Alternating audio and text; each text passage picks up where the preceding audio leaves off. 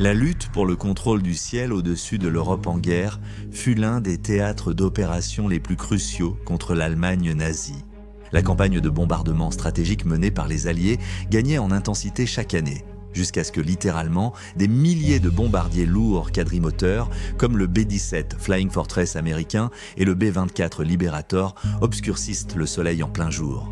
La nuit, les avions britanniques et canadiens transformaient l'obscurité en une lueur orange de flammes lorsque leurs bombes explosaient au sol. Cependant, une partie souvent négligée de cette histoire est la contribution modeste mais intrigante de l'Union soviétique dans l'ensemble de la campagne de bombardement. Ne possédant pas une vaste armada de bombardiers lourds à 4 moteurs, l'histoire soviétique est plutôt celle d'une revanche symbolique, car alors que les armées allemandes semblaient inarrêtables lors des premiers mois de l'opération Barbarossa, les avions soviétiques ont défié les probabilités pour prouver à leur peuple que les fascistes n'étaient pas invincibles. C'est l'histoire de la spectaculaire campagne de bombardement de Staline en 1941 contre la capitale nazie, alors que sa propre capitale était de plus en plus menacée par les troupes allemandes. Bienvenue dans Guerre du Monde.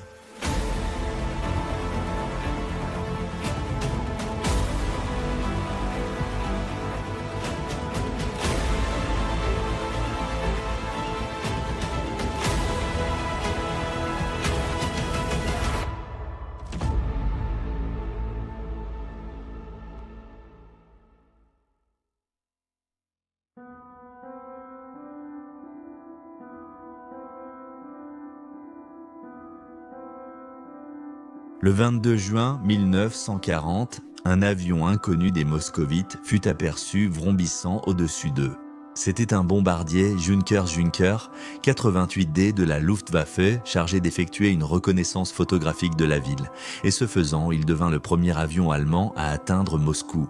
Le mois suivant, la Luftwaffe intensifia ses reconnaissances, offrant au commandant allemand une vue détaillée de la ville et de ses préparatifs défensifs, tandis que la Wehrmacht avançait.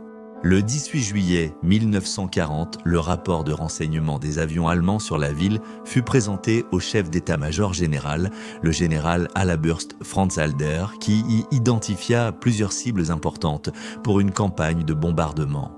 Parmi ces cibles figuraient des nœuds ferroviaires et routiers, afin de perturber l'acheminement des approvisionnements vers la ville, les centrales hydroélectriques de Moscou, plusieurs usines d'armement, ainsi que de nombreuses cibles symboliques telles que le Kremlin, siège du pouvoir soviétique.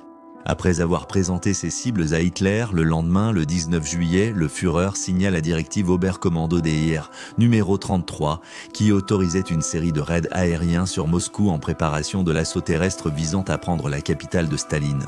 L'offensive aérienne sur Moscou, appelée Opération Clara Zetkin, d'après la fondatrice du Parti communiste allemand, suscita des réactions mitigées au sein du commandement de la Luftwaffe. Pour Hermann Göring, chef de la Luftwaffe, cela était crucial pour la campagne contre les soviétiques, notamment pour la propagande et le prestige.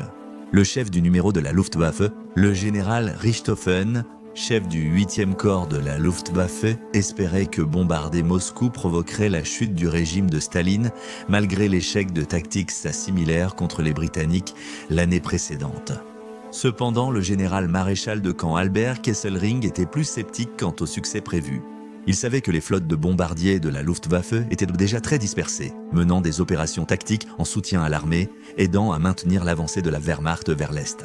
Il remit en cause la validité de ces raids à ce stade, estimant qu'ils détourneraient les bombardiers d'une tâche vitale et souligna que la flotte de bombardiers de la Luftwaffe n'était pas adaptée à une campagne stratégique de longue portée. Il s'inquiétait aussi du sort de ces hommes s'ils étaient abattus et capturés par des citoyens soviétiques en colère. Hitler ne se laissa pas dissuader et, le 21 juillet 1940, les équipages de 127 bombardiers de la Luftwaffe furent informés de leur cible pour le raid prévu cette nuit-là. Faute de base proche du front, les bombardiers bimoteurs allemands devaient décoller d'aérodromes aussi éloignés que la Pologne occupée ou la Prusse orientale, limitant fortement leur charge, certains ne transportant guère plus de 1000 livres d'explosifs. Vers 20h00 à Moscou, les bombardiers allemands se regroupèrent au-dessus de la Pologne avant de voler vers l'est, vers Moscou. À 21h10 à Moscou, les sirènes retentirent et les canons anti-aériens furent pointés vers le ciel. Les premiers avions allemands au-dessus de la ville furent des Heinkel HE-111 qui larguèrent des bombes éclairantes et incendiaires afin d'illuminer les cibles pour les vagues de bombardiers qui allaient y suivre. Le raid allemand rencontra une résistance plus forte que prévu, mais la mauvaise coordination des artilleurs anti-aériens laissa souvent les bombardiers allemands, même illuminés par les projecteurs, sans opposition. À la fin du raid, plus de 1000 incendies éclatèrent dans la ville, causant d'importantes perturbations, tandis qu'une seule bombe frappa le Kremlin. Incroyablement, le détonateur a mal fonctionné et la bombe n'a pas explosé. Soit involontairement dans le chaos des événements de la nuit, soit délibérément pour éviter des représailles de la part de Staline, les commandants des artilleurs anti-aériens ont fait des déclarations largement exagérées sur le nombre de bombardiers allemands qu'ils avaient abattus. En réalité, seuls 2 avions allemands ont été perdus pendant la mission, ce qui a amené les Allemands à déclarer le raid comme un succès et d'autres à les suivre dans les jours à venir.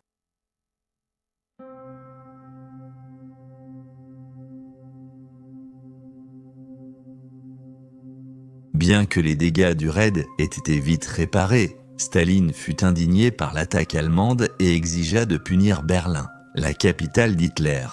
Il pensait que cela aiderait à tempérer la colère et la peur croissante qui se répandaient parmi la population de Moscou, maintenant qu'ils étaient sous attaque aérienne directe.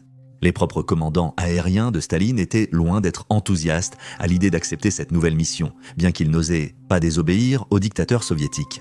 Si Staline vous disait de faire quelque chose, vous le faisiez.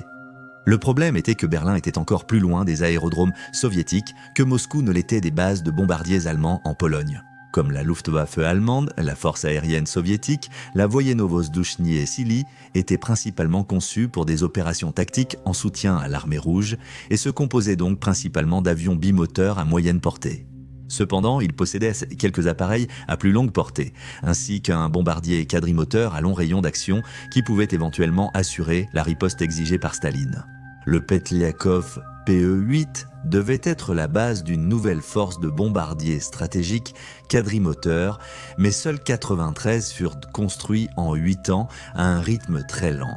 Ironiquement, c'est Staline lui-même qui avait limité le programme de bombardiers stratégiques de l'Union soviétique, car avant le déclenchement de la guerre, il avait rejeté ce concept comme étant fantaisiste, un rêve inventé par des intellectuels, alors que le bombardier tactique était un concept éprouvé au combat. Mis en service limité en 1940, le bombardier devait illustrer la capacité de l'Union soviétique à projeter sa puissance aérienne sur de longues distances, mais il servait surtout de propagande et était rarement employé sur des cibles inaccessibles aux bombardiers tactiques.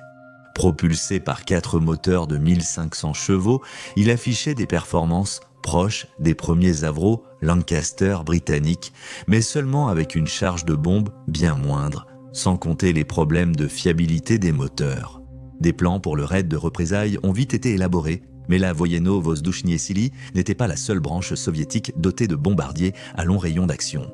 La marine soviétique avait aussi des appareils à long rayon d'action pour attaquer la navigation en mer Baltique, comme l'Ilyushin Dmitrievski Bombardierovchik 3F, capable en théorie d'attaquer Berlin depuis la côte estonienne grâce à son rayon de 2250 km, bien que cette zone soit derrière les lignes allemandes par rapport à la mer Patrie. Ainsi, la marine et l'armée de l'air commencèrent à étudier la faisabilité d'une telle attaque afin de satisfaire la demande de Staline. Le principal obstacle était que l'unique aérodrome de l'île, au large de l'Estonie, était trop court pour les bombardiers, nécessitant un allongement rapide. Ensuite, il faudrait acheminer les fournitures par voie maritime pour soutenir les bombardiers, ce qui était risqué à cause des nombreuses mines posées par les Allemands pour contenir la flotte soviétique. Le dessous, 1941, les Dmitrievski Bombardierovchik, 3SF du 1er régiment d'aviation de Minsk et de Torpille de la 80e brigade aérienne de la flotte de la Baltique, ont décollé de Leningrad chargés pour tester la nouvelle piste. Après avoir atterri en toute sécurité, les équipages des bombardiers se mirent rapidement au travail pour apprendre l'itinéraire qu'ils emprunteraient pour aller et revenir de Berlin. Toute l'opération fut menée dans le plus grand secret, un niveau de confidentialité que seule l'Union soviétique pouvait imposer. Puis enfin, le 7 août 1941, les pilotes de la marine soviétique étaient prêts à riposter contre Berlin.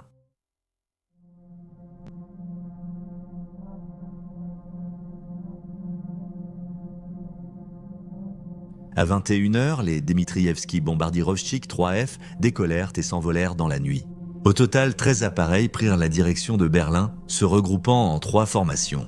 Opérant aux limites extrêmes de l'autonomie de l'appareil, ils devaient emprunter la route la plus courte possible, ce qui les fit passer au-dessus des ports baltes allemands de Stettin et Schweini-Osten avant de mettre le cap directement sur Berlin. Opérant dans un silence radio total, le vol fut des plus éprouvants pour les équipages de bombardiers qui durent dû voler bien plus haut qu'à leur habitude afin d'échapper à la détection des projecteurs allemands sur le trajet.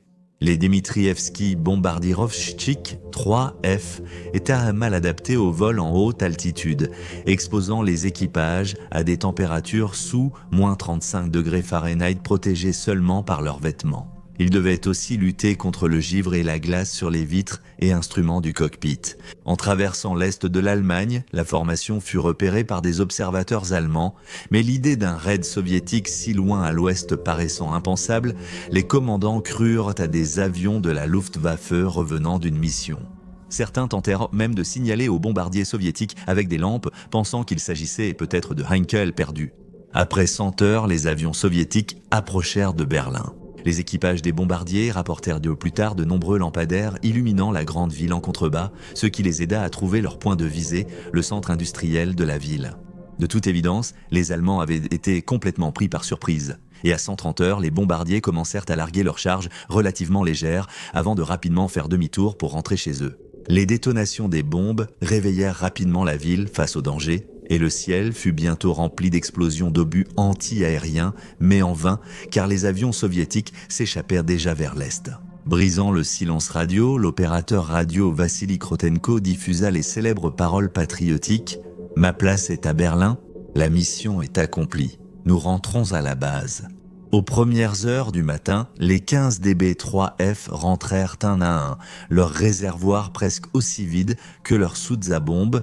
La nouvelle de l'attaque réussie se répandit comme une traînée de poudre grâce à la machine de propagande soviétique toujours aussi efficace. Et après des mois de carnage et de retraite amère, le moral soviétique fut remonté en flèche.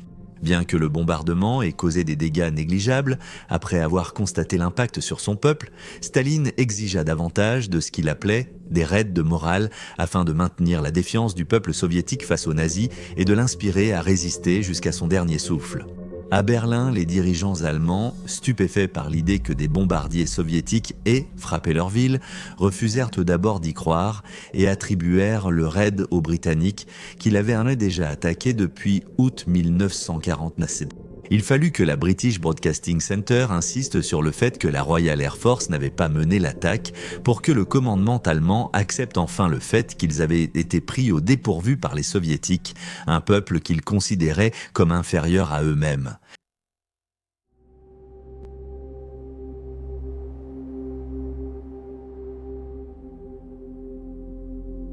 Sans perdre de temps, la nuit suivante, les Dmitrievski et Bombardirovchik 3F étaient de nouveau en route vers Berlin pour répéter leur exploit. Cette fois, ils bénéficiaient aussi d'avions supplémentaires de la Wojenno-Vozdouchnie Sili. Les bombardiers lourds PE-8 étaient prêts pour leur première mission contre la capitale nazie. Sous le commandement du 432e régiment de bombardiers lourds, l'unité de PE-8 rassemblait les pilotes les plus expérimentés en vol longue distance, issus de toutes les régions de l'Union soviétique et de divers milieux, dont plusieurs de la compagnie aérienne Aeroflot. La mission devait être commandée par le général-major Vodopianov, un héros de l'Union soviétique. Vodopianov prévoyait de décoller de leur base à Pouchinko, près de Leningrad, de longer les côtes de l'Estonie et de la Lettonie, puis de traverser rapidement la Baltique jusqu'à Berlin. Ils pensaient que cet itinéraire leur donnait la meilleure chance d'éviter l'interception par les chasseurs de nuit de la Luftwaffe, qui traquèrent désormais les équipages de bombardiers soviétiques, mais cela signifiait aussi qu'ils devraient parcourir une distance de 2700 km jusqu'à la cible, ce qui ne serait possible qu'en réduisant considérablement leur vitesse de croisière à seulement 284 km/h pour économiser le carburant. Comme c'était la pratique courante pour les missions de bombardement à long rayon d'action de ce type, Vodopianov demanda à disposer d'une cible secondaire à bombarder s'il se trouvait dans l'incapacité d'atteindre ou de localiser Berlin. Staline fut d'abord irrité par cette demande, puis autorisa le bombardement de Stettin si nécessaire. Cependant, Staline réitéra que Vodopianov et ses hommes devaient atteindre Berlin et il le dit d'une manière qui laissait entendre que toute autre issue ne serait pas tolérée. Le 11 août 1940 au crépuscule, l'escadrille de 14 PE-8 rejoignit les Dmitrievski Bombardirovchik 3F et une force de bombardiers moyens bimoteurs de la Voyeno-Vozdushnie Sili pour une nouvelle attaque sur Berlin. Dès le début de l'opération, les PE-8 semblèrent frappés de malchance. Alors que les bombardiers entièrement ravitaillés commençaient à décoller, un PE-8 perdit 2 moteurs sur la même aile, ce qui fit basculer l'appareil sur le côté et s'écraser, tuant les 11 hommes à bord. En se dirigeant vers la mer Baltique, les bombardiers furent ensuite pris pour cible par une escadrille de chasseurs russes I-16 qui, peu familiers avec les bombardiers quadrimoteurs, les prirent pour des Allemands, heureusement sans faire de victimes. Ensuite, les artilleurs antiaériens soviétiques ouvrirent le feu sur eux, abattant un PE-8 qui s'écrasa dans la mer de Tallinn. Les bombardiers soviétiques n'avaient pas encore franchi la frontière ennemie qu'ils avaient déjà perdu 2 quadrimoteurs lourds. Un autre PE-8 subit un incendie moteur au-dessus de la Pologne, éteint par l'équipage, mais avec 3 moteurs, il prit du retard. Le pilote choisit alors de bombarder la cible secondaire de Stettin, l'appareil perdant encore un moteur en route. Bien qu'il ne lui restât que 2 moteurs, le PE-8 allégé réussit à rentrer difficilement et atterrit sain et sauf près de Leningrad. Les PE-8 poursuivirent leur route, mais la malchance persista. À 12 minutes des cibles, Vodopinov perdit un moteur alors que la défense contre avions allemande illuminait le ciel. Luttant avec les commandes, il poursuivit avec son équipage jusqu'à atteindre leur point de visée et larguer leurs 4000 kg de bombes sur la ville en contrebas. Libéré du poids de cette charge, l'avion devint plus maniable et il vira pour échapper aux défenses de la ville. Cependant, il ne s'en sortira pas indemne. Des éclats d'obus de la défense contre avion criblèrent le bombardier et percèrent le réservoir de carburant. Constatant le manque de carburant pour l'itinéraire prévu, il ordonna à son navigateur de prendre la route la plus directe vers Leningrad, survolant des centaines de kilomètres de territoire occupé et patrouillé par des chasseurs de nuit allemands.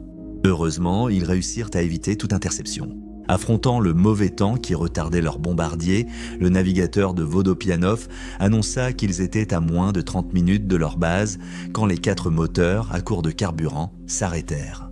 Vodopianov parvint à atterrir en urgence dans une zone boisée près du front, permettant à lui et ses 10 camarades de quitter leurs bombardiers abattus et de rejoindre les forces soviétiques à pied. D'autres PE-8 tombèrent aussi en panne de carburant au retour, 3 atterrissant en urgence avant Poutchenko, tandis qu'un autre se posa près d'une usine de tracteurs où l'équipage utilisa des seaux pour ravitailler les moteurs diesel avant de repartir terminer leur voyage. Un PE-8 se perdit, survola la Finlande et fut abattu. Tous les membres de l'équipage moururent, sauf 2, parachutés et capturés. Au total, seuls 4 PE-8 avaient accompli la mission comme prévu. Cependant, le reste des forces soviétiques avait également vécu l'enfer cette nuit-là, peinant à décoller avec une pleine charge de bombes depuis une piste non goudronnée. Sur les bombardiers bimoteurs, seuls 3 ont pu décoller et participer au raid. 2 ont été abattus par erreur au retour par la défense aérienne soviétique, le 3e a disparu dans l'obscurité et n'a jamais été retrouvé. Tandis que la propagande soviétique glorifiait les bombardements, Vodopianov fut aussitôt appelé à Moscou pour expliquer à Staline la faible performance de ses équipages. Fatigué et frustré, il adopta un ton moins mesuré que la plupart face aux dictateurs communistes et expliqua en détail ce qui avait échoué. En résumé, la nuit entière a illustré l'immaturité des capacités à long rayon d'action de la Voyeno-Vozdushnie Sili. Vodopianov a souligné que le secret entourant la mission avait fait que les défenses aériennes soviétiques représentaient une menace aussi grande pour eux que les Allemands, puisque personne d'autre ne savait qu'ils allaient voler cette nuit-là. Il leur a aussi dit que sans balises radio à Poutchenko pour guider les bombardiers, plus d'appareils seraient revenus. Au lieu de cela, le carburant a été gaspillé car les équipages cherchèrent leur chemin dans l'obscurité. Enfin, cependant, il s'est montré particulièrement cinglant à l'égard des moteurs diesel ACH-30B utilisés sur le PE-8 qui s'était révélé si peu fiable qu'il a laissé entendre qu'il était presque criminel d'envoyer des hommes en mission avec eux. Il aurait déclaré à Staline qu'il était prêt à les arracher des PE-8 avec ses dents, une déclaration audacieuse, puisque Staline avait été l'un des partisans de ce moteur lors du développement du bombardier.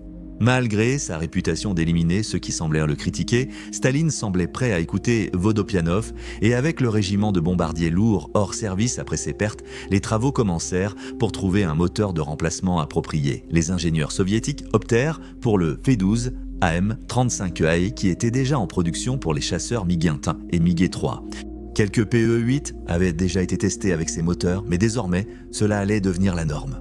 Le moteur AM-35A de 1350 chevaux offrait moins de performance, surtout en autonomie, mais était bien plus fiable. Fin 1941, tous les PE-8 furent convertis à ce moteur avant d'être modifiés en 1942 avec de nouveaux moteurs radio.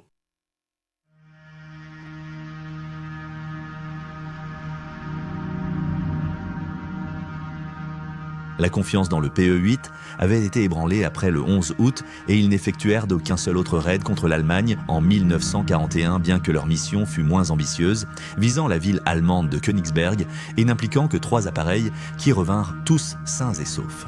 Les Dmitrievski, Bombardierovchik, 3F continuaient à leur campagne, mais un Hitler furieux ordonna la capture de l'île utilisée comme base pour empêcher les Soviétiques de l'utiliser à nouveau contre l'Allemagne. Le 10e et dernier raid de morale de Staline fut mené dans la nuit du 4 septembre, après quoi les Soviétiques furent contraints d'abandonner l'île face à une attaque allemande imminente. À mesure que la situation autour de Moscou empirait en 1941, la défense de la ville devint prioritaire sur la campagne de bombardement contre l'Allemagne.